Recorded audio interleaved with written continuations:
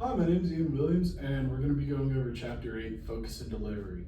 We're going to just kind of talk about why it's important, and then I've got 7 key points that I drew from the book on why your delivery is important, and a few places where you can help improve your delivery. So first, why it's important. It's how the audience sees you, and that is a big thing if you want your point to come across well to the audience. You want to sound strong, confident, and passionate about what you're talking about, and if you don't, then they might not actually listen to you, might not pay attention, and they might not really believe what you're saying. It can also make or break. It can also make or break your presentation. If you don't sound strong and confident, like I said, your audience might not listen to you as well, and your point might not come across as well as you were hoping it would. And the 7 key points I was talking about are clarity, pace, voice, making eye contact, humor, addressing questions, and engaging with your audience. All of those combined into one are how your delivery comes across essentially, and can make an absolutely killer presentation if you exceed in all of those different points. So first point, clarity. It's how your presentation comes across to the audience. Clarity is very important because if how you present your presentation is a little bit above your audience's heads, they're not going to understand it, and they're probably not going to like your presentation. You want to avoid bureaucratic gobbledygook. Got that straight from the book. Basically just like field specific jargon. You want to dumb it down and keep it simple. Keeping it simple helps out a lot because everyone can understand it, and even people in your field that might understand that, like that specific jargon or the gobbledygook. Keeping it simple, they will enjoy that as much as just an average Joe from the street, because if they do understand the jargon, they might be able to sit back and relax and actually pay attention a little bit better, and not have to be keyed in on like, oh yeah, that means this. But everyone likes it simple. The specific jargon, it doesn't really make you sound too much better. It just makes your presentation a little bit harder to understand.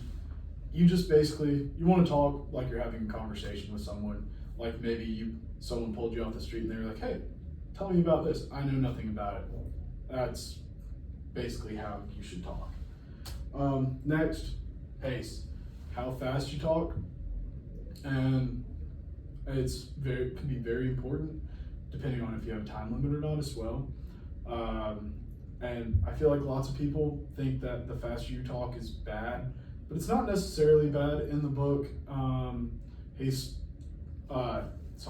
stated that faster presentations actually ended up getting a higher score than the slower presentations or faster paced presentations. And it could just be because the faster you talk, some like non-obvious messages can just get like breezed over and it's easier to agree with them.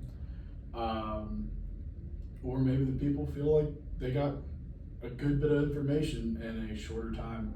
I don't know. But next, you also really want to vary your pace.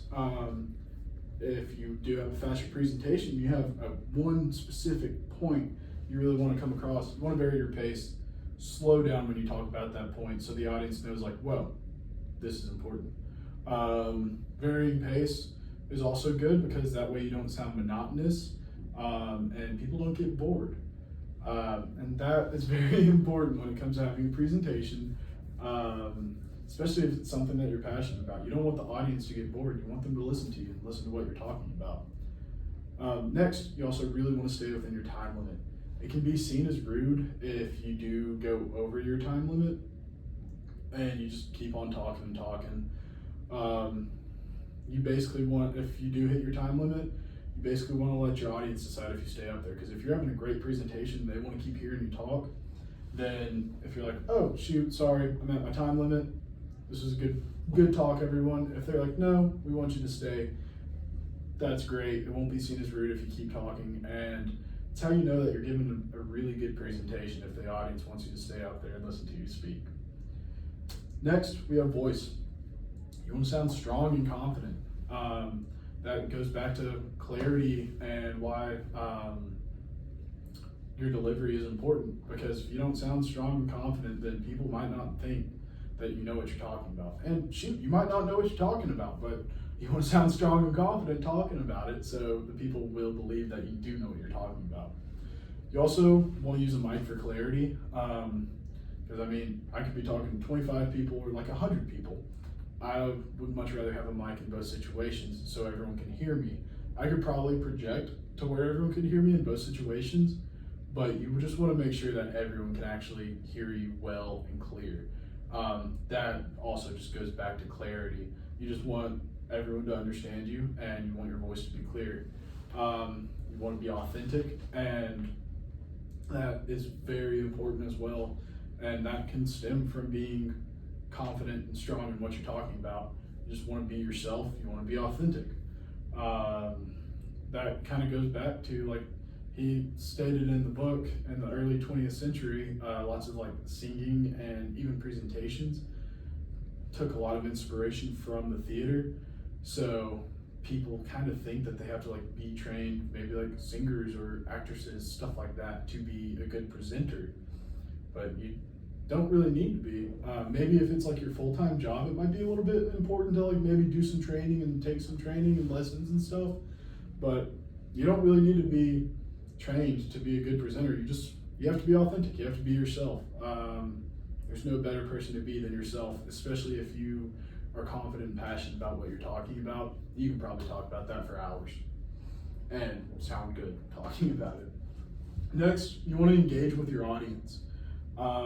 This can make or break a presentation. If the audience is engaged, that is awesome. They're sitting there listening to you.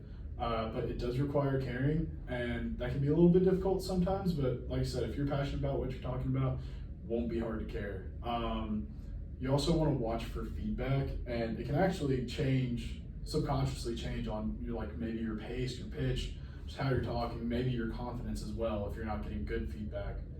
But you just want to make sure that you're not broadcasting to everyone. You want to try to engage with people throughout your talk, and not just be like, this is what we're talking about today. You really want to try to engage with them. And you also want to read your audience.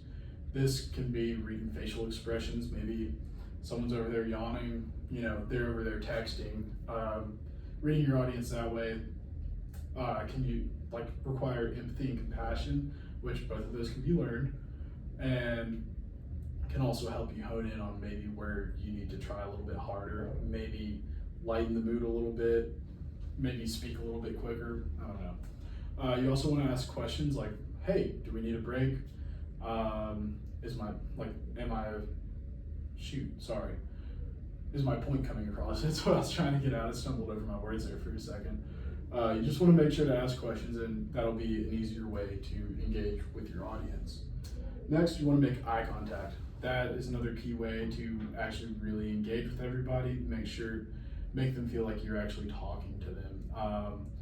Makes people think that conversation is happening, and yet again, very good with going back to engaging and reading your audience. It also shows honesty. So maybe you're up there presenting something and you're doing a great job, but you don't know what you're actually presenting. Making eye contact can help reinforce people to think that you do know what you're talking about. Because it's hard to lie making eye contact with someone. Try it with your parents, try it with a stranger. It's difficult to lie when you're looking someone dead in the eyes. You want to ask people to scoot in, because if you got people sitting, especially in like the back corners, it's hard to see them. So you want everyone to get a little bit closer so it's easier to make eye contact with everybody. And humor is key if you can't see their eyes, because you can gauge how you're doing on their laughter. And we'll go over humor a little bit better in a second. But you also want to address questions. You really want to repeat the question. That's very important, because they might have not said it in the best way, or Samantha all the way in the back didn't hear it. Really want to repeat it. You want to thank the person who asked the question if you truly do mean it. If maybe they asked a great question, you would be like, hey man, I appreciate you asking that. And then you want to get into actually talking about the question. And you want to answer to your audience when you're addressing their question and actually answering it. Because maybe Joe, all the way over there, he had the same question, but just he didn't have the nerves to raise his hand and ask it. So you want to make sure everyone hears the answer to it, but you want to finish on the person that asked it so you can follow up with, hey, did that make sense? And if it did, perfect, they'll say yeah, and if not, then you have that time and that chance to explain it in a different way to hopefully where it will make sense to them. And lastly, using humor. It's kind of it's I guess a yay or nay kind of situation because it's not really needed, and especially if you're giving a more professional presentation, you don't really want to use humor in there. Just you might seem a little childish maybe, or just not as professional, especially if you do it in a wrong way. You definitely do not want to force it. There have been classes where I've had professors try to force jokes and maybe 2 people maybe chuckled. It just makes things really awkward, and as he said in the book, it can be a kiss of death for your presentation. Just kind of, like I said, makes things really awkward, makes people not really want to be there, especially if you're like, oh, here's my joke, and it's just silence. And going back to not forcing it, it's very risky.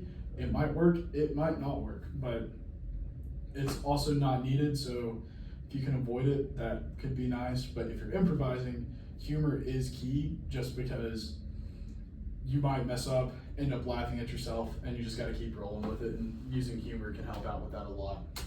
But in conclusion, you just want to speak clear, confident, and be yourself, and be passionate about what you're talking about, or at least sound like you are. Like I said, you want to be yourself, and you want to make your audience feel important. You really want to engage with them, make eye contact with them, address their questions, maybe even get down on the same level as them to make them feel a little bit more important, and not like they're just there to listen to some guy talk. They're here to learn something today. You can do that in a variety of different ways, but going over like engaging and making eye contact with your audience are some great ways, especially if you can mix in some humor with that as well. I want to thank you for watching my presentation. This has been Chapter 8, Focus and Delivery. Thank you.